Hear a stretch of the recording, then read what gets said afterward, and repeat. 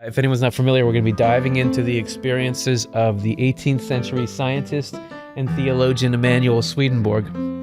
He took these journeys into the life after death and came back with the most comprehensive, full picture of reality that I feel like exists anywhere in the world. That's why we're devoting so much time to exploring it. And in there's quite a lot to say about music that I think confirms the impact it has on people. There's a spiritual reason why you feel like you do about music, and why it's in the Bible in the ways that it is. It's in the Bible a lot, yeah. Let's get it out of the way. Music, why do we love music? It's because it's a literal expression of the feeling of a human soul. This is from Swedenborg's Secrets of Heaven, 8261. One of the main ways a glad heart expresses itself is with song, because in a song, happiness spontaneously bursts into sound. I have a couple of grandchildren who are just constantly singing. They're playing and they're singing about what's going on. They're just in their own world, and the song just comes pouring out. Well, so emotions, music is emotion expressed. I think a lot of people could tell you that, but Swedenborg says this is literally true. Like, play it. What's happy? Play like a happy. Okay. I want to happy. So like that's a particular feeling. Sad. This is how during a movie, the music can tell the audience what they're feeling.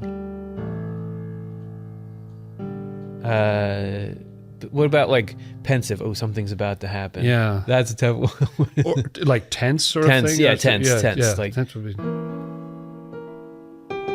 Come out here, Gulch Sam. We know you're hiding behind that.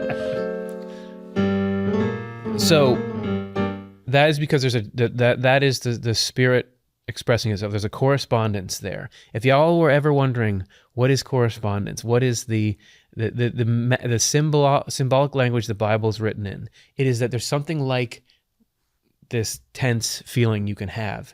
What's the expression of that? Could be that music that you're just playing. And it's amazing that, like, built into the idea of music is this resonance. You know, the way if you sing a certain note, if there's a bell, it'll sound, or chimes, or it'll resonate like a tuning fork. So we are like that. Like, there are vibrations that affect us.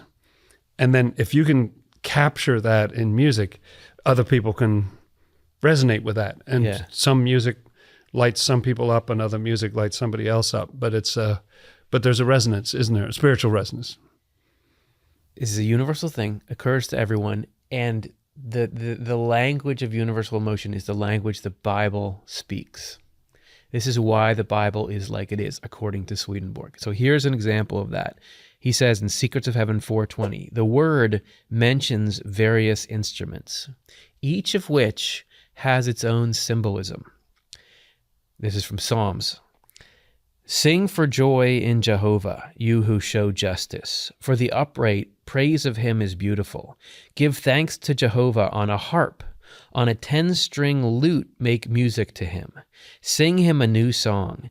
Make your strumming excel in its clamor, because Jehovah's word is upright, and every work of his is done in truth.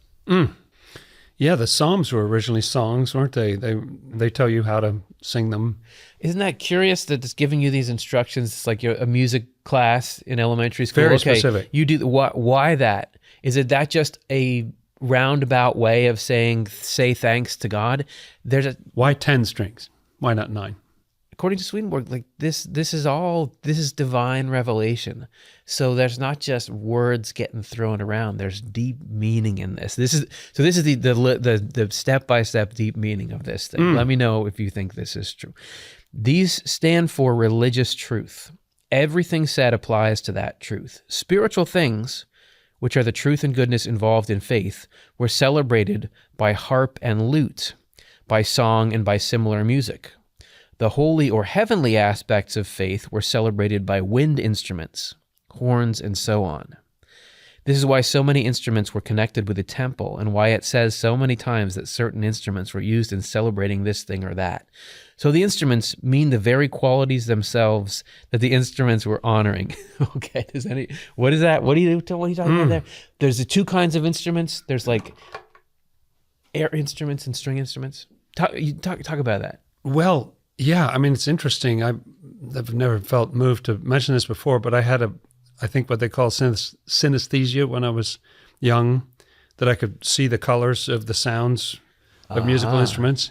You don't still have it? No, and it struck me that brass instruments are the only instruments that their sound is the same color as the actual physical brass instrument. They had that same sort of yellow or golden color. I never knew that. Yeah, it was interesting. And then and apparently that's about brain mapping or whatever. After a while, it stopped. But it was interesting that when I was really little, I could see the colors with it, and you can certainly feel the difference. I mean, people who compose, they absolutely know this, right? They know something. That oboe has a certain sort of a sad, or it has a certain kind of effect. Yes. Whereas brass, people even use the term brassy, right? Because there's a certain dun, dun, dun, dun, dun, about a trumpet or those wind instruments, and the difference between that and the kind of bite or the sharpness of the stringed instruments, it just feels different, doesn't it? So in the human being, there's the intellect and the will. So there's the thinking and the feeling, and there's the stuff from God that reaches out to each part of us. There's the faith, and then the love or charity. And apparently in the Bible, everywhere it talks about stringed instruments of any kind, it does that because this kind of sound is fundamentally has to do with the things of the intellect. And yes. Whereas the wind instruments, and I don't know what else that would carry over to, I don't know what synth and all that is, but those are about the things of the will or of love. So when it says praise God with the strings and with the wind, it's like the different parts of yourself. And yes, who's the guy that John Williams, is that the most famous I don't know. Right. When he's sitting down to score a movie and he knows, this part you need strings, this part you need something else, it's because he's tapped into the way that those sounds interface with the soul. Yeah. It's fascinating how much a stringed instrument will really cut through a mix. That strumming, it's got kind of an edge to it. And there is sort of a oneness, doesn't it sound round when you have a wind instrument, it has that big, it's not as articulated and clear. It's and the other big thing, I think, because Swedenborg does talk about this in one passage, that the wind instruments, you can play a continuous note, and that also has something to do with what's heavenly, because you can sustain it. Whereas with the guitar, you have to kind of keep strumming, like a maniac. Yeah, it rings out after a while, and you have to keep, provoking the sound, whereas the continuity of the other has more to do with love. Love is more continuous. Truth is more staccato. So here's an encounter that Swedenborg recorded in his Journal of Spiritual Experiences, where he talks about the impact of some music he was hearing on the spirits that were around him. Oh, fun. If you've never seen this show, Swedenborg reported that once you have your spiritual eyes opened, so once you are aware not just of the physical dimension, but of the spiritual or the consciousness dimension, you realize that, I'm always, just like you're around people physically, you're always around spirits who are people who have died and are in the afterlife. And the spirits that you're around, they can affect your mood and affect your thinking. It's kind of like the company you keep can affect who you are physically. Same thing. But it can go the other direction, and particularly when you're listening to music, that can affect the spirits that are around you. Okay, this is what he said about it. About music and its effect on spirits. It has happened twice that I heard the music of stringed instruments, violin and harp, on the street. Must have been a nice street he was walking down, which so soothed the spirits that they could hardly tell they were not in heaven. It cheered them so that they were swept almost beyond themselves with joy. I felt their joy, and it was great. And now, even as I am writing these words, there is music of fiddles, and the plucking of strings continues, and because of it, they are so changed that they are hardly the same spirits. So I joked with them. This is Swedenborg joking with the spirits that are around them, and you just think if you're a fly, you like that, do you? A fly on the wall, and you can't see the spirits, but you see him, and he's like, "That's pretty funny, isn't it?" So I joked with them, saying it was no wonder that Saul's evil spirit had changed when he heard David playing on the lyre. It's from Samuel, you know that story, because they themselves had changed so much. And they said they are in a state of mind now that they cannot think or do anything evil at all, because their gladness of mind caused by the music is penetrating their inward parts. So toward the end of that quote, you find out that these are not really great spirits. You know, it says they're practically in heaven, but then you find out actually usually what they're thinking about is doing evil, but it's like, oh, listen to that. Oh, what is that? You know, and they're just swept away by it. It can calm a situation. Swedenborg was always surrounded by good and bad spirits, people who are nice and people who are mean. And I think, you know, that checks out with human experience in the world. When the world at large, there's a bunch of people who are nice, a bunch of people who are mean on any given day. In your mind, you get a bunch of helpful and good thoughts and feelings, a bunch of destructive and negative thoughts and feelings. This is the equilibrium between heaven and hell. But there's it's like Tylenol. It's like Advil. That for a little while, even the negative spirits around him were like, never mind. This is so beautiful. We're cool. We're just going to hang out and listen to this. Yeah, and those stories about Saul, by this point, Saul was the king, and David was this young underling who became his competitor, actually, you know, replaced him eventually, and he would get into terrible moods, Saul would, and David would play on this is the same David who wrote a bunch of the Psalms, and he would play, and Saul would just chill, you know, like it would really help him.